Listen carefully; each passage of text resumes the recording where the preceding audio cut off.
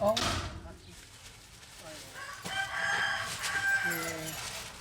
Bu iki tane olanlara iki mi yazalım? Nasıl?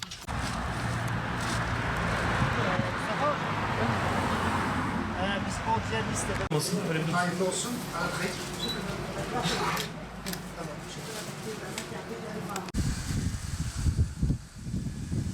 Şuraya hanım.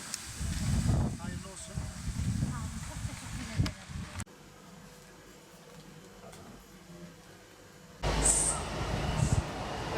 Burası Cumhuriyet Mahallesi.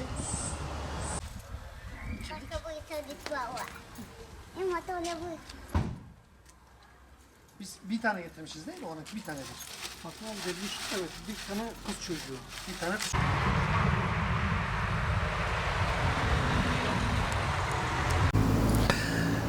Bismillahirrahmanirrahim.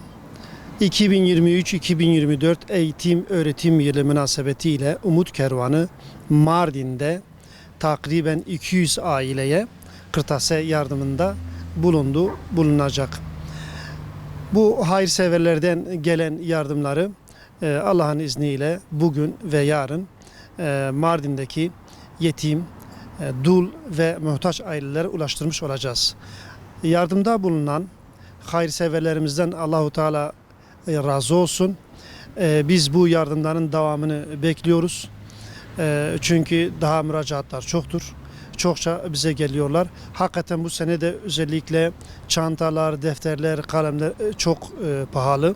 Hal böyle olunca insanlar çocuklarına kırtasiye alamıyorlar. Dolayısıyla biz bunu hayırseverlerden bekliyoruz. Bize ulaşsınlar, ulaştırsınlar. Listelerimiz hazırdır. Biz de bu insanları sevindirelim. Allah razı olsun.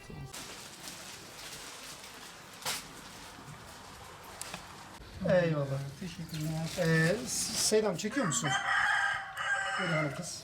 Hayırlı olsun. İyi, sağ olun.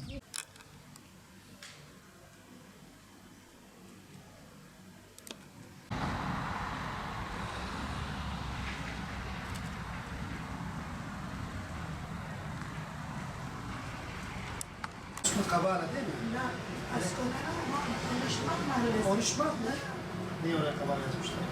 Onu hafifçe çiz. 13 Mart'tayız. Tamam. Ha. Kabala.